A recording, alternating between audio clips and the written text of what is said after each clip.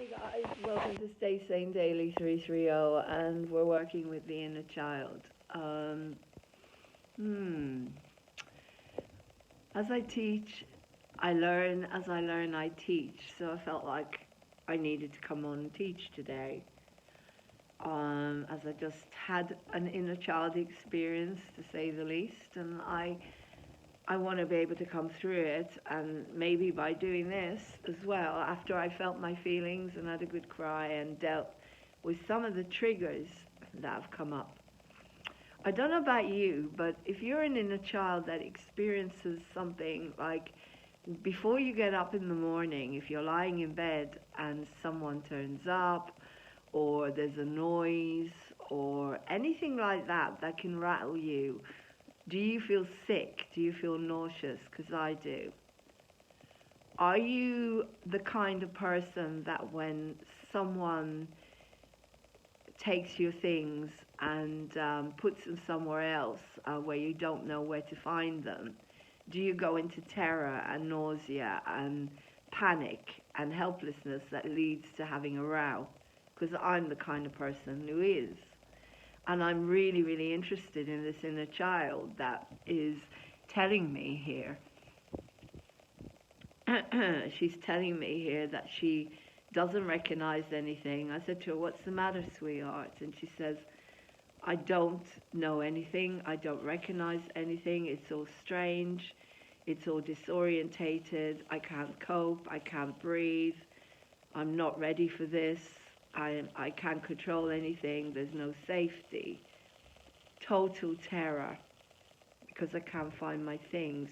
Vulnerability, terror." So letting her talk, letting her come up with what's really going on inside her, even if you can't exactly pinpoint where this is coming from.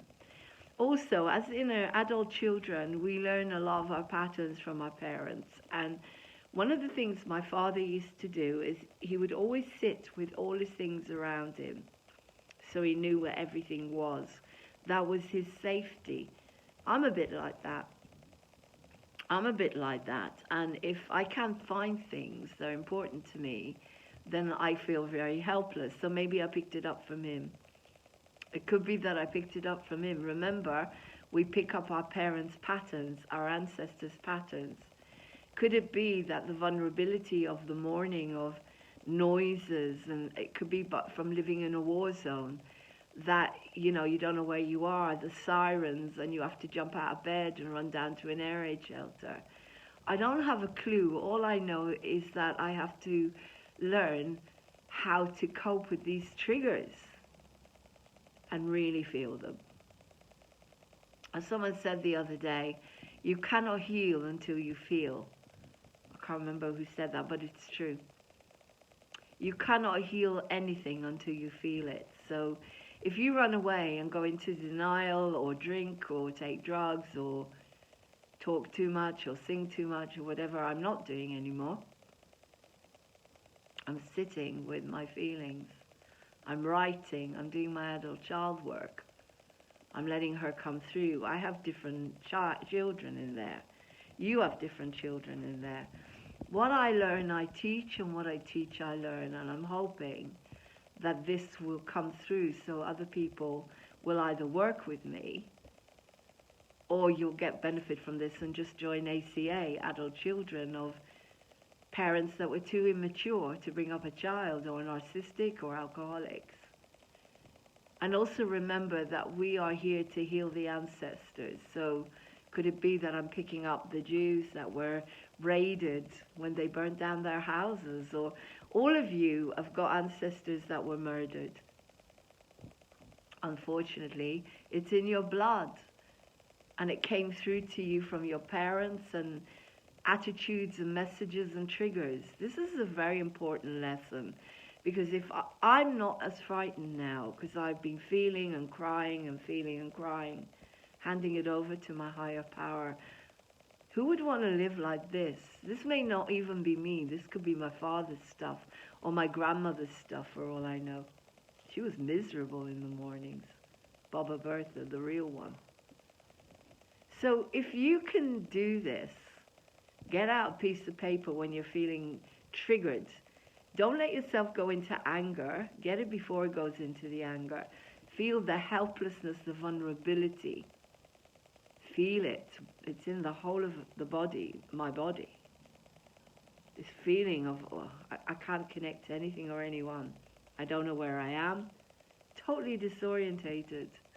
Where's that coming from?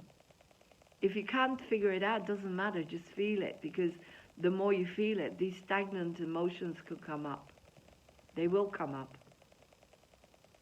Don't go into anger, because then you're just projecting it and blaming, and there's no point. You won't get anywhere. Try to fix some of the situations that are triggering you. Remember the serenity prayer. God, grant me the serenity to accept the things I cannot change. If you can't change it, then you need to live with it. The courage to change the things I can. What can you change? Is there something you can change to stop the trigger from happening in the first place? The wisdom, that's where your higher power comes in. If you don't know the answer, outreach, get a sponsor, work the steps. That's it. Very big lesson for today. I hope it benefits you as much as it's benefiting me. Because when I teach, I heal as well. The wisdom comes through and I can pass it on. Take care. Have a beautiful day. And if you're not happy, connect to whatever it is inside you that needs to heal, that's been triggered. And then do your best to get through the day, one moment at a time. Eating properly, drinking water, not getting too lonely ideally, which is not always that easy, and sleeping, getting the rest that you need. And I hope that helps. I'll let you know as we go along through the week. Take care. Bye.